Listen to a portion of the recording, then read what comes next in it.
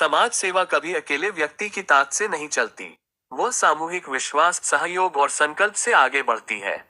जब धीरेन्द्र शास्त्री ने सैकड़ों अविवाहित बालिकाओं के विवाह का संकल्प लिया, क्या यह अकेले संभव था? नहीं। जब अनिरुद्धाचार्य जैसे संत समाज सेवा के कार्य करते हैं, क्या समाज के सहयोग के बिना वृद्धाश्रम चल सकता है?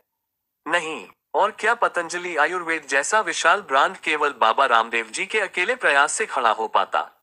नहीं। हर बड़े कार्य के पीछे समर्थ समाज का मौन सहयोग छिपा होता है। इसी सत्य को जीवंत करती है एक दीप से हजार दीप। सुरक्षा सदन कल्याण एसोसिएशन का प्रेरक जागरूकता शिविर। बिहार के एक छोटे से गांव में शाम का समय था। पंचायत भवन के बाहर लोगों की भीड़ जमा थी। बैनर लगा था, सुरक्षा सदन कल्याण एसोसिएशन, सहकारिता से समृद्ध समाज।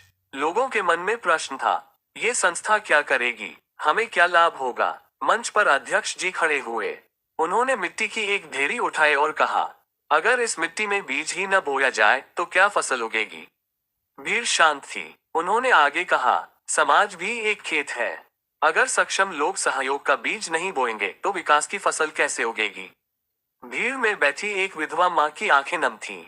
उसकी दो बेटियां विवाह योग्य थीं। एक कोने में एक पढ़ा लिखा युवक था, बेरोजगार पर मेहनती। कुछ व्यापारी थे जिनके पास साधन थे पर सही दिशा नहीं थी।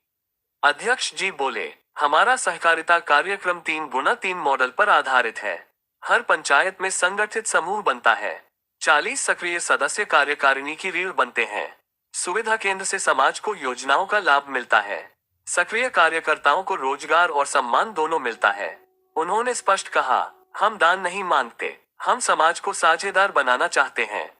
तभी एक बुजुर्ग किसान खड़े हुए, अगर हम सब मिल जाएं, तो क्या हमारे गांव की कोई बेटी विवाह से वंचित रहेगी? भीड़ से आवाज आई, नहीं। उस दिन 40 लोगों ने सदस्यता ली।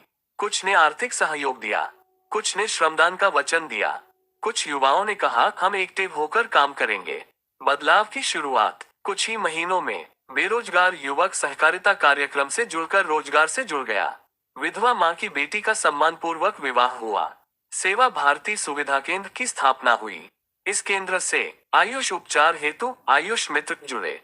सरकारी योजनाओं की सही जानकारी आमजन तक पहुंची। सहयोगी मित्र योजना लाभार्थियों तक सुविधा पहुंचाने लगे।